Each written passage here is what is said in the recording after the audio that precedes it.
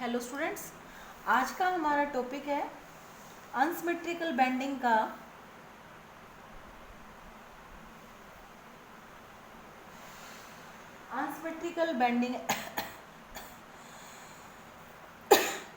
Bending में हम लोगों को क्या फाइंड आउट करना है? Position of the neutral axis,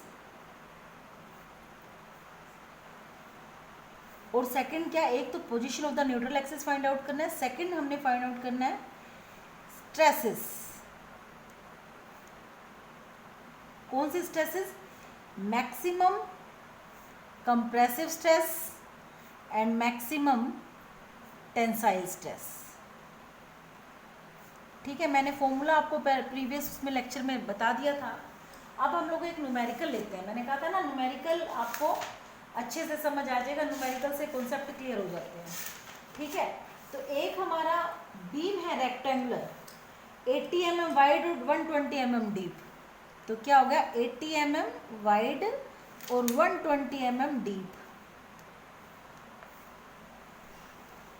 ठीक है, ये क्या हो गया? 80 mm वाइड है और 120 mm क्या है? डीप है। ठीक है, ये क्या हो गया? इसके एक्स एक्सिस, और ये क्या हो गया आपका? Y axis. लेकिन जो मूवमेंट है 12 किलो न्यूटन मीटर, वो किसी एंगल पे है। एंगल पे, तो कहने का मतलब क्या हुआ कि हमारी मूवमेंट है वो किस में कन्वर्ट होगी? दो पार्ट में कन्वर्ट होगी। दो पार्ट में कन्वर्ट होगी, तो ये क्या है? मूवमेंट दो पार्ट में कन्वर्ट होगी, लेकिन एक्स और वाई हैं। अब इनको क्या है, ये उसी टर्म में लिखे जाएंगे जो नए हमारे क्या बनेंगे? प्रिंसिपल एक्सिस बनेंगे। यू क्या, एक्स किस में कन्वर्ट हो जाता है? यू में कन्वर्ट हो जाता है। वाई किस में कन्वर्ट हो जाता है? वी में। अब देखो, एक बात है, ये एक दूसरे के तो परपेंडिकुलर ही रहेंगे ना, लेकिन मैंने इसमें एक्स और वाई इसलिए डिनोट किया ताकि आपको अच्छे से समझ आ जाए। अब वो कह रहा है कि 12 किलो न्यूटन का 12 किलो न्यूटन मीटर की एक मूवमेंट लग रही है।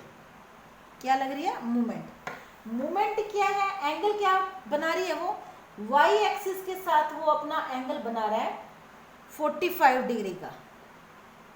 कितने डिग्री का बना रहा है? 45 डिग्री का। कहने का मतलब, इसमें जो प्रीवियस मैंने न्यूमेरिकल करवाया उसमें थीटा एंगल से डिनोट किया था इसको अपन ने। 45 डिग्री ये गिवन है आपको।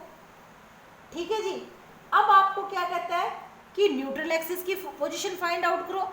न्यूट्रल एक्सिस किस एंगल पे होता है? एंगल बीटा एंगल पे। ये मैंने पहले बताया था। रो किसके साथ बनाता है? एक्स एक्सिस या यू के साथ एंगल बनाता है। एक तो हमें ये फाइंड आउट करना है, और एक क्या है, हमें मैक्सिमम बेंडिंग स्ट्रेस कितनी आएगी। इन दोनों के फॉर्मूले मैंने लिखवा रखे हैं आपको। तो tan beta is equal to, पीछे हम कैलकुलेट कर चुके, ये प्रूव कर चुके हैं। tan beta is equal to क्या आता है? आई यू और आई वी tan थीटा के इक्वल होता है। tan बीटा क्या था? Position of the neutral axis. अब यू और वी कैसे फाइंड आउट करेंगे? यही आई एक्स बन जाएगा ना, या इसको आई यू भी लिख सकते हो आप। बी डी क्यूब ओवर 12, इसके अंदर बी 80 इंटू डी कितना है? 120 का क्यूब डिवाइडेड बाय 12, ये आ जाता है मेरा 11.52 इंटू 10⁻⁶ mm का 4।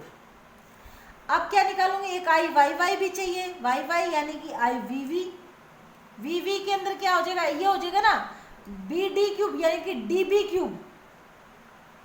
Cube over 12। डी कितना है मेरा? 120, और बी कितना है? ये देखो, ये डी बी, ये अब बी बन जाएगा, ये डी बन जाएगा, इंटू 80 क्यूब ओवर क्या आ जाएगा? बोलो भाई, 12 आ जाएगा कि नहीं आ जाएगा? I x b d cube over 12, b तो 80, और ये कितना? 120 का cube divided by 12, 11.52 into 10⁻⁶ mm का 4 आया। आई एक्स है वो आई वी बन गया। वी में क्या बन जाता है? D B cube over 12। तो डी कितना है हमारा? डी है मेरा 120, 80 का क्यूब ओवर 12, ये वैल्यू आ जाती है मेरी 5.12 इंटू 10⁻⁶ mm का 4। इसके अंदर पुट करेंगे tan beta is equal to I U कितना है जो एक्स एक्स है 11.52 इंटू 10⁻⁶। वी कितना है 5.12 इंटू 10⁻⁶। tan थीटा की वैल्यू कितनी है 45 डिग्री गिवन है ये आपको। तो इसको जब आप चेक करते हैं तो ये आ जाता है tan beta is equal to आ जाता है आपका 2.25। क्लियर हुआ कितना आ गया tan beta is equal to कितना आ गया 2.25 यानी कि बीटा इज इक्वल टू क्या आ गया tan इनवर्स 2.25। तो बीटा की जब वैल्यू मैं यहाँ से tan इनवर्स की करती हूँ ये आ गया tan इनवर्स 2.25 ये आ जाता है 66 डिग्री। बीटा कितना आ गया आपका 66 डिग्री आ गया। यानी कि हमने लोकेशन तो फाइंड आउट कर ली, ये किस लोकेशन पे गया ये 66 डिग्री पे गया। अब क्या है अब अपने को क्या करना है मैक्सिमम स्ट्रेस कितनी आएगी इस न्यूट्रल एक्सिस के हिसाब से। Maximum stress will be occur either B end और एट ए डी। कैसे ये मैं मान लेती हूँ ए बी सी और डी। आपको पता है मैक्सिमम स्ट्रेस या तो डी पे आएगी या बी पे आएगी। क्यों? क्योंकि इस क्वाड्रेंट में अपनी मूवमेंट लग रही है तो यहाँ पे ऑल पॉजिटिव, यहाँ पे क्या है एक पॉजिटिव एक नेगेटिव, यहाँ पे दोनों नेगेटिव, यहाँ पे क्या आएगा ये नेगेटिव आएगा ये एक पॉजिटिव आएगा। तो चलो ठीक है हम कोऑर्डिनेट लिख देते हैं किसके ए बी सी के। मुझे पता है मैंने पहले आपको बताया था जो स्ट्रेस हमने निकाली है जो हम लोगों ने क्या की थी स्ट्रेस कैलकुलेट की थी वो क्या स्ट्रेस आई थी जब m cos थीटा और m sin थीटा के अंदर कन्वर्ट करके नहीं निकाली थी हमने। क्या फॉर्मूला बना था उसका वो बना था स्ट्रेस यानी स्ट्रेस को इससे लिख लेती हूँ दो पार्ट में डिवाइड हुई थी m cos वैसे तो होता है सिमेट्रिकल होती तो m over i sigma over y होता है यानी कि सिग्मा इज इक्वल टू क्या आ जाता है m y ओवर i हो जाता। लेकिन यहाँ m दो पार्ट में कन्वर्ट है दो पार्ट में ना m cos थीटा और m sin थीटा तो ये बन गई m cos थीटा और i किस में आ जाएगा i x x इंटू ये क्या आ जाएगा y क्या है y उसका पॉइंट है कितनी दूरी पे है प्लस m sin थीटा ये क्या आ जाएगा i y और ये क्या आ गया x इसका कितने डिस्टेंस पे है। ठीक है जी। अब हम x और y कैसे करेंगे x और y ये हमने फॉर्मूला लिख लिया। अब आप क्या करोगे हर पॉइंट पे निकालना चाहो तो हर पॉइंट पे निकाल सकते हो।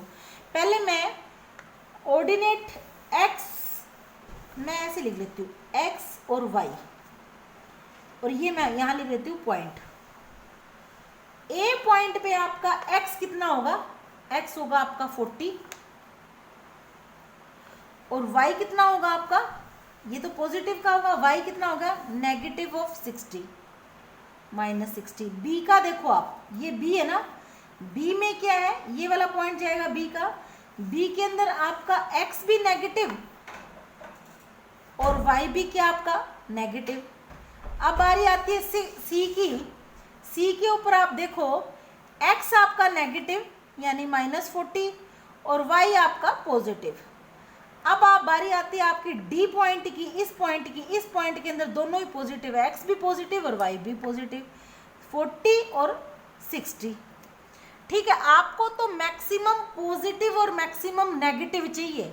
मैक्सिमम वैल्यू कहाँ आएगी आप देखो या तो डी पॉजिटिव दे रहा है और बी नेगेटिव दे रहा है तो मैं यहाँ पे अपनी मैक्सिमम पॉजिटिव और मैक्सिमम नेगेटिव के लिए हम लोग क्या कर लेंगे डायरेक्ट इस फॉर्मूले के अंदर हम लोग पुट कर लेंगे। m आपको गिवन है m कितनी थी 12 किलो न्यूटन मीटर में थी क्या कितनी वैल्यू थी उसकी 10 किलो न्यूटन मीटर। तो ये m is equal to given है ये आपको यही लिख लो आप स्टार्टिंग में m इज इक्वल टू कितना था 12 किलो न्यूटन मीटर। तो इसको 10⁻⁶ से मल्टीप्लाई कर दो तो न्यूटन mm आ जाएगा क्योंकि हमने न्यूटन mm क्योंकि ये सारी डायमेंशन किसमें mm में है। तो m तो कितना आ गया इस फॉर्मूले में पुट करेंगे m इज इक्वल टू कितना आ गया आपका m आ गया 12 इंटू 10⁻⁶ कोस थीटा कितना है 45 डिग्री आई एक्स एक्स अभी आया था हमारा 11.52 इंटू 10⁻⁶, ठीक है। और यहाँ किसकी वैल्यू रखूंगी मैं, वाई, वाई मैक्सिमम वाई 60 है, प्लस, ठीक है, M sine theta 12 into 10⁻⁶ sine 45 degree, ठीक है। और आई वाई कितना आया था अपना 5.12 इंटू 10⁻⁶, क्लियर। यहाँ पे किसकी वैल्यू आएगी, एक्स की वैल्यू कौन सी 60, एक्स की वैल्यू कितनी 40, सॉरी कितनी आ गई 40 आ गई। आप इस चीज़ को यदि आप कैलकुलेट करते हो तो देखो कितना आता है ये वैल्यू अपनी, ये तो कैंसिल आउट हो गया, cos 45 into 12 divided by 11.52 into 60, ये वैल्यू आती है 44.194 प्लस ये कैंसिल आउट हो गया, ये हो गया आपका sine 45 into 12 into 40 divided by 5.12 यानी प्लस 44.194, ये वैल्यू आती है 49.314 न्यूटन पर mm स्क्वायर, ठीक है जी। ये कितनी आ गई आपकी, ये चेक कर लेना आपका 60 इंटू 40 5.12 12, ये जो हमने सारी वैल्यू पुट कर दी। अब इस वैल्यू को जब हम लोग कैलकुलेट करते हैं, बड़े ध्यान से कैलकुलेट करना, जैसे 12 10⁻⁶ तो बार वो हमारा कट हो गया, यहाँ से 12 कॉमन आ गया, ऊपर क्या रह गया cos 45 into 60 divided by 11.52 plus यहाँ रह गया साइन 45 डिवाइडेड बाय 5.12 इंटू 40, ठीक है जी। जब हम इसको कैलकुलेट करते हैं तो ये वैल्यू आती है मेरी, ये आ गई cos 45 इंटू 60 डिवाइडेड बाय 11.52 3.68 इसकी, तो प्लस ये आ गया साइन 45 इंटू 40 डिवाइडेड बाय 5.12, ठीक है। ये आ गया आपका 5.52 प्लस 3.68, 12 मल्टीप्लाई है इसके साथ इंटू 12 करती हूँ तो ये आता है 110.45 न्यूटन पर mm स्क्वायर, ठीक है। ये क्या है, ये आपकी मैक्सिमम पॉजिटिव या maximum compressive stress at point कौन से पॉइंट पे आई है, आपका डी पॉइंट पे आई है। कौन से पॉइंट पे आई है, डी पॉइंट पे। अब क्या है, आप अलग अलग निकालना चाहो, इनमें अलग अलग आएगी क्योंकि ये मैक्सिमम नहीं होगी, आपको एक मैक्सिमम पॉजिटिव और एक मैक्सिमम नेगेटिव निकालनी है। अब सेकंड केस के अंदर क्या है, नेगेटिव आएगी तो यहाँ ऑर्डिनेट आप नेगेटिव फिल कर दोगे, कोई दिक्कत नहीं है। तो जैसे अब ये है अपना, ये था ना m cos theta I x x into y plus m sine theta I y y into x. m तो कितनी है 12 into 10⁻⁶ cos 45 I x x कितना है 11.52 इंटू 10⁻⁶, ठीक है जी। y कितना है, y अब आप कौन सा ले रहे हो, ये ले रहे हो ना माइनस ऑफ 60, ठीक है, प्लस m कितना है 12 इंटू 10⁻⁶ साइन 45 x, ये डिवाइडेड बाय आई वाई कितना था, वाई था आपका 5.12 इंटू 10⁻⁶, और इसकी वैल्यू कितनी थी x की माइनस ऑफ 40। जब ये तो कैंसिल आउट हो गया इसका, जब हम इसको कैलकुलेट करते हैं तो माइनस ऑफ, ये भी माइनस का आएगा, ये भी माइनस का है, ये तो पता चल गया। cos 45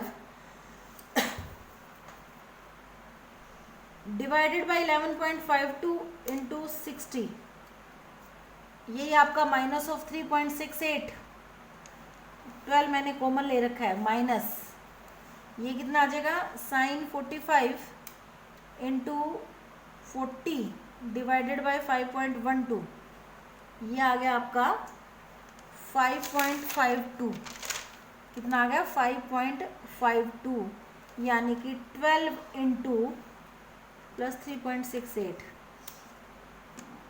माइनस ऑफ 9.204, ये आ जाता है आपका 110.45 न्यूटन पर mm स्क्वायर। ये किसकी वैल्यू आ गई नेगेटिव, यानी ये क्या आ गई आपकी टेंसाइल स्ट्रेस आ गई। तो एक देखो कंप्रेसिव और टेंसाइल इक्वल आई है ना आपकी, मैक्सिमम कंप्रेसिव कितनी आई है। ये क्वेश्चन इंपॉर्टेंट है, हर बार आता है ये क्वेश्चन, अच्छे से कर लेना, काफ़ी इजी क्वेश्चन है। बस इसके ये हैं फॉर्मूलाज हैं, वो फॉर्मूलाज आपको याद करने हैं। और बाकी मैक्सिमम कंप्रेसिव स्ट्रेस आ गई, और मैक्सिमम चाहे इसको टेंसाइल स्ट्रेस लिख दो, टेंसाइल स्ट्रेस कितनी आई है 110.45 न्यूटन पर mm स्क्वायर, या फिर आप ऐसे लिख सकते हो स्ट्रेस एट पॉइंट, कौन सा ये डी पे है 110.45 न्यूटन पर mm स्क्वायर, और स्ट्रेस एट पॉइंट, ये वाला बी पॉइंट पे थी ना मैक्स नेगेटिव आपकी, B is equal to -110.45 newton पर mm स्क्वायर। ठीक है, अब आपको ये अनसिमेट्रिकल बेंडिंग का जो हमारे सिलेबस में था वो सारा कंप्लीट हो गया। कोई डाउट हो तो आप मेरे से पूछ सकते हो। ठीक है, थैंक यू।